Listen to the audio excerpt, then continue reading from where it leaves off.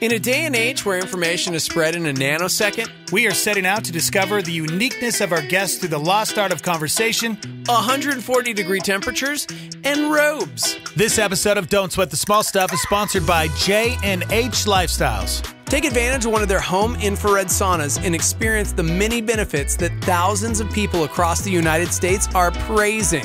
Regular sessions in an infrared sauna will aid you in almost all areas of your life. Start your joyful, natural, and healthy lifestyle today with JNH Lifestyles. Entering the sauna is Aaron Campbell. Aaron is a comic artist known for his work on Green Hornet, The Shadow, and most recently, Infidel. BT Dubs just optioned as a feature film. He was also commissioned to do a piece of art for the Netflix horror film Birdbox. Taking a cue from Birdbox, Infidel, and his deep love for the horror comic genre, we dive deep into our greatest fears in what is the hottest and deepest episode yet.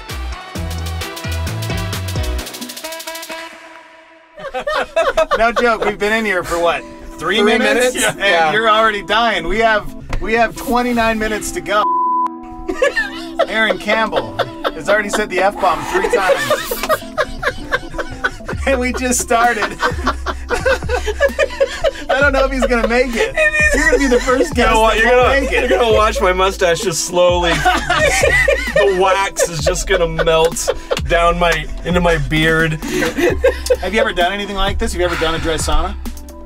When I was a child, I would we would have them at the pool, you know, like at the community center or whatever, and you go in and you'd be like, this is stupid, and then you'd leave. Right, yeah. Like, who would do this? Right. Adults are dumb. Yeah, no, that's it. And now you're here. So, probably the most unique interview you've ever had in your illustrious career. Let's talk Infidel. Like, how did that come to be? Let me gather my brain. He can't even think. So it was actually an old teacher of mine from the Maryland Institute College of Art, where I went to undergrad. Okay. Jose Villarrubia, who was our editor and colorist, and these panels are scorching hot. It's all part of the process, bro. Maybe that's why I'm so angry right now. You gotta lean back on them. You gotta not touch any black surface. I just snorted. Well, I mean, this is a nerd show. It's the best thing I've ever seen.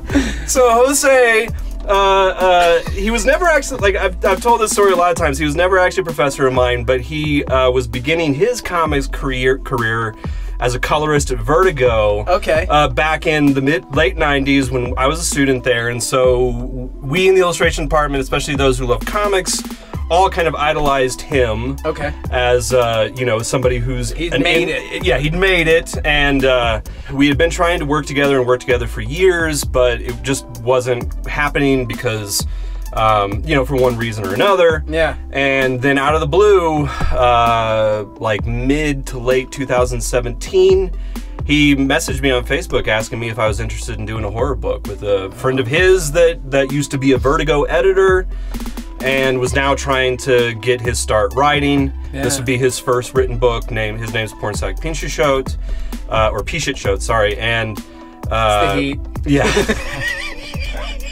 You all right? You okay? I am. Oh my God. So Infidel. Yeah, so Infidel. And so at any rate, like he kind of gave me the basic premise that it was gonna be a horror book that kind of centers around issues of xenophobia. Yeah. And I was like, that sounds pretty awesome. And horror has always been a passion of mine, kind of my central passion. And I've been doing pulp kind of stuff, Green Hornet, Shadow for years at this point. Was trying to figure out how can I get out of this pigeonhole that I've been I'd kind of fallen into, and now I was being like stepped on. Right. Stay in there. Like, you're this guy. Yeah. And that was the chance, and I jumped at it. I finished up the project I was doing, and then we got started working on it in early 2018. Yeah. And then issue 2 came out, and TriStar bought it. That's So- crazy. So now it's gonna be a movie. Yeah, theoretically, yes. We are moving full steam ahead. Yeah. As far as I No know. pun intended. Yeah. There's no steam in this. No, there's not. There's not. It's a dry heat. The only steam is Dry coming heat. off of my head and my temper right now. Oh man. So yeah, and it was, God, it just came kind of out of left field Yeah.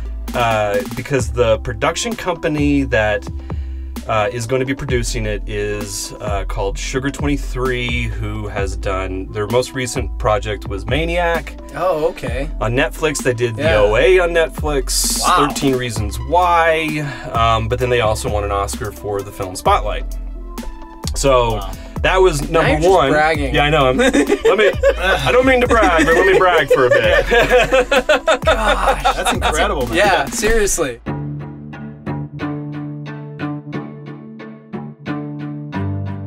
Speaking of like incredible film, for some reason, people have raved about Birdbox lately.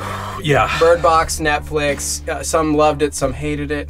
Yeah, because of Infidel, I got commissioned to do a promotional piece for Birdbox, and the whole premise was to do an illustration of worst fear. Yeah. So, I don't know if we were technically supposed to do like what we consider our own worst fear, but I kind of went there myself. Yeah. So, and there were 6 of us. We all contributed like different ideas. It's very, if you go and look at the article, it's very diverse. It is topics. very diverse, yeah. So, but let's bring this really down into a very dark place right now, and, Yeah. and say like I did mine on brain cancer because my father died of brain cancer 4.5 years ago. Man. Actually, it's weird. I'm pretty sure that it was 5 years ago today that my father had his first Oh my gosh. brain cancer-induced seizure. way. Yeah. Wow. So I did that because that really messed me up Yeah. afterwards in a way that's still resonating. I'm not as bad as I was, but for like the 1.5 years afterwards, it actually, you know, like it didn't really kick in until maybe about almost a year after. But I started to become like an absolute hypochondriac. Every little ache and pain was certain death. Oh yeah. You know, I was like, oh my God, like I'm sure WebMD. I got jaw pain. Oh yeah, WebMD. I woke up one morning, I was like, I don't know about this. I think I might be like, I've got like some weird like pain over here. I think I need to go see a doctor. I went in for like cardiologic tests. Oh, wow. So yeah, I kind of went through that a lot. But you know, what really haunts you is cancer. I mean, my father had glioblastoma. Okay. And it just came out of nowhere. Yeah. And it presented itself the first time. The seizure he had was just he lost his ability to form sentences. And so he was talking gibberish, and he could say one word, like he could say yes, no, things like that, but it lasted for like an hour. We got him to the hospital, and they said, I can't remember what the medical term is, but they call him like a mini stroke. Okay. And that's what we thought he was having. And then the next day the CAT scan came through, and they found it. And it was unlike, there's different types of glioblastoma. There's the type that is a singular mass, which can be operable, but they always return. Yeah. And you know, I think most people, you know, your life expectancy is 6 months, maybe up to 5 years. But for my father, it was just sort of this network spread out. So yeah, it was 6 months basically. Wow. So then your drawing was that a picture of your father? No, it was a picture of me Yeah, because it's the eye. It's the eye. beard. Yeah, it's me. I noticed the beard. Yeah. Well, it's because it's that idea that your body can be your worst enemy. Yeah. Yeah. And that's like, if you're really thinking, if the premise of Birdbox is these entities are showing you something so horrifying that it makes you want to just say, End it all. end it. Kill yourself. I can't face what Right. is coming. Then there's very few things I can imagine that I wouldn't want to face other than brain cancer. Yeah. Even other types of cancer, you know, that's one thing, but I mean, that's like at the forefront of like assisted suicide or people who have glioblastoma. Wow. And I don't know. I mean, we didn't really understand it when we were going through it as a family. Right. My father definitely didn't. I don't know if he really understood it because it started to affect his mind quite quickly. Yeah. So, but knowing now what I know, Yeah. I don't know if I can face it. Yeah. So that's the only. I was like, this is the only thing I can imagine. Yeah. Wow. Like, you know, that's one of the things that I think they did smartly about the film is not showing these entities because It's different for everybody. it's different for everybody, and everybody's going to have a different opinion of what would force them down that dark I'm gonna have to path. see this movie again. And I'll see it right. again. yeah, and Another way to look at it, to show it, it's like, you know, one of my great loves, H.P. Lovecraft. Yeah. Whenever you show Cthulhu, it lessens Cthulhu. Yeah. Whenever you show Amigo, it lessens the Amigo. Anytime you show a That's why Cthulhu Jaws creature, was brilliant. yeah. I mean, but Jaws at the same time, like Jaws, like we all know what a shark is, but the fear of a shark. That's true. Yeah. What's terrifying about the shark is that you don't see it until it's there. Yeah. And it's too late. Yeah. So it's about that power and force. So ultimately, fear is about control. Yeah. And losing control, the way I'm losing control of like all of my bodily functions right now. Yeah. in this.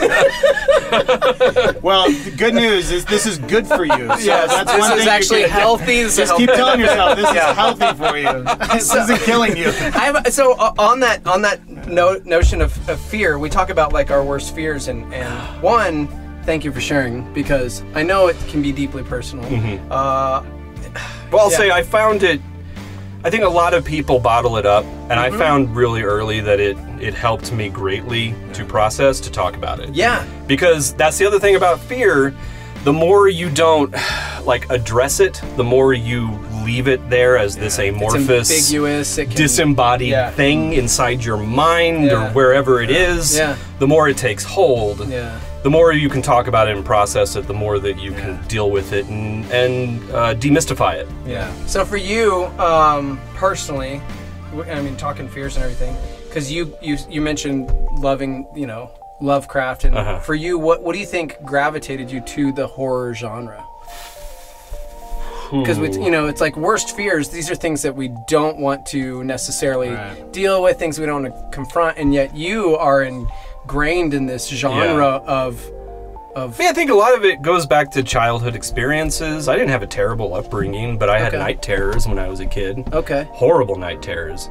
I mean, there was sort of a period where my sisters were like troubled teens kind of thing going on, and it was causing a lot of like turmoil in the house, and I was a little kid, I didn't understand. Yeah. And so I would have these horrible, horrible nightmares that I wouldn't be able to wake up from, and I'd wake up, my father would be slapping me to wake me up. And then as soon as I'd just cry, and then I'd clutch onto him and say, I don't want you to die, I don't want you to go. Because I'd have these dreams of just wandering around in this like inky blotted void. Wow. So for me, I think I gravitated towards horror, and especially H.P. Lovecraft, because it was all about dealing with issues of the unknown and lack of control, and how do you exist within a place where you have no control. So, and that's what H.P. Lovecraft, I mean, he was sort of one of the first people to deal with that issue, because like he, as an atheist, he was kind of like, what if this whole world, this whole worldview that we have about the Judeo-Christian, what if it's not that, and it's just this like chaos from the void? Yeah. And we're all such laughably insignificant individuals to them that they don't even know we would exist, and they'll, like, we're ants. I was just thinking that. You know, and we're like an ant hive that we just get stepped on. Yeah. And how do we deal with that notion? I mean, I'm not an atheist, I'm not a nihilist, but I always think about that idea. I was like, you know, one of the reasons I could never be an atheist is because to realize that there is nothing else is too terrible an idea to conceive. And then it makes everything seem utterly pointless. It means... Absolutely. It means that a child's death, you know, at like Parkland, is no more significant, perhaps, than a pebble rolling down a hill on Mars. Yeah. You know, it's all just... Because it's just meaningless. It's all atomic particles colliding against each other in a chaos. Yeah. So, and then we as humans, we ascribe meaning to these events. So, and that's the reason why, like, I can never get there. I could never get there. Yeah. So, but but it's an interesting think about and consider, because I think it helps you kind of reframe your own place. Yeah, no, absolutely. That's good, man. Why do you think it is, going back to the very beginning of the conversation, we talked Infidel and xenophobia and where we're at as a culture, why do you think it is that an audience just ate up Infidel? Because we're talking already on lists of 100 greatest horror comics of all time, not like, hey, this was a great comic for 2018. It's like, this is one of the all-time greats. I mean, for those that maybe didn't have a chance to read the comic, if you want to like do a quick overview slash, so like the basic overview, the basic overview, like if you're not familiar with Infidel, the basic overview of Infidel is a young Muslim American girl moves into a building about 6 months or so after this accidental terrorist attack, and it was basically a lone wolf bomb maker was living there making bombs. One of them goes off, it kills everybody on the floor. Those people who were on that floor all were dealing with their own issues of racism, xenophobia, through different lenses, and they're like sort of the remnants of their hate is left over, lingering as these spirits. So they're not necessarily trapped, the spirits are trapped there, or just the spirits are trapped there? I mean, we don't answer these questions, really. So that's a lot of it, is that we don't answer those questions. We're not preaching. We're not saying this is how you fix this issue. Right. It's just about it's just kind of a character study in what's happening, and we're trying to present, you know, these groups of people as just regular Americans who are trying to live their life by their own terms, and society and this hate won't allow them to.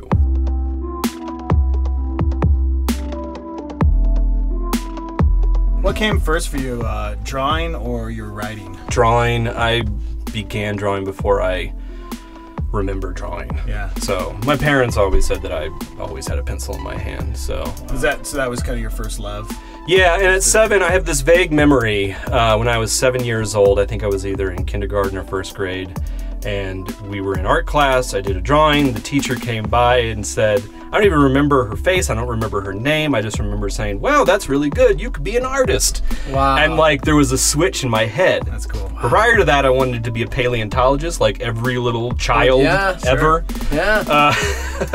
And then at that moment I said, that is what I shall be. Yeah. And that was it. That was my single-minded goal from then on, and that's all that I ever... Do you remember that teacher's name? You should give her a shout out. She's still alive? Yeah. Like she inspired you now. Look, you got a movie coming out. It's amazing, right? So it is pretty incredible. Yeah. Like just think about that. Just those little she hadn't said that. What would it... I mean, it might have gotten there anyway. My grandmother was incredibly artistic and did ceramics, and I'm related kind of tangentially to this famous American painter named Thomas Eakins. Wow. Yeah, and we actually, our graduation photos are eerily like twin-like. Really? Yeah, it's weird. It's weird. Gosh.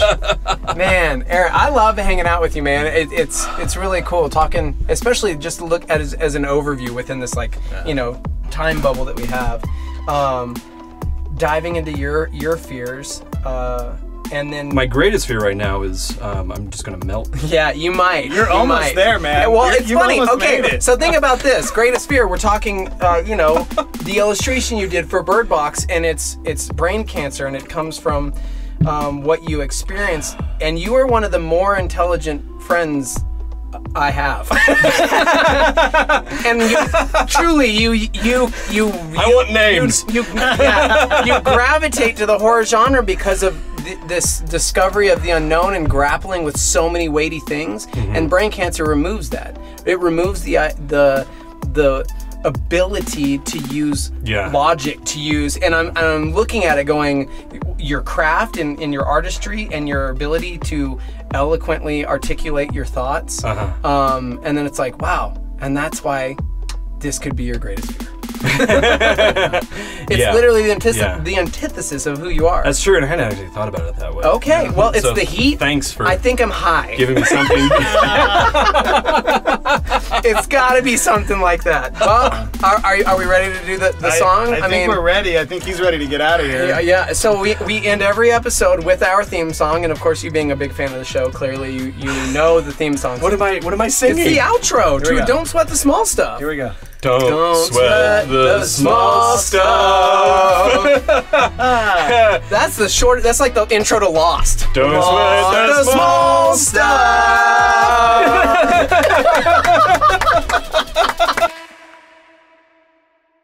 Hey, thanks for watching DSTSS. What? What's that stand for? Don't sweat the small stuff. Make sure you guys subscribe and check out all of the other sweet videos that we put together for you guys every week. They're pretty awesome, right? Yeah, they are pretty good. Yeah. Also, big shout out to JNH Lifestyles for this sweet sauna. And if you'd like to get your own sauna, click the link. You're gonna get a discount code for anything you purchase from them. Just put in DSTSS. That's DSTSS. Don't sweat the small stuff. That's right. And speaking of don't sweat the small stuff, if you're jonesing for more, here's a sneak peek at next week's episode. Man, I've gone through it all, man. I've hit rock bottom. I've lost hundreds of thousands of dollars. Yeah. I mean, I've dealt with partying and drug addictions. You know, like I hit fame at 22 at the highest level, and that's coming from the burque freaking trailer parks, bro. And then you're all of a sudden it's like megamorphosis into like you're in Vegas. With VIP, you know, it was a big time journey. A lot of roller coaster ups, roller coaster downs, and now just being a father gives me such a stronger purpose to fight for that purpose and to live that purpose and to just, you know, not defeat the purpose myself, because the only one that could defeat it is me.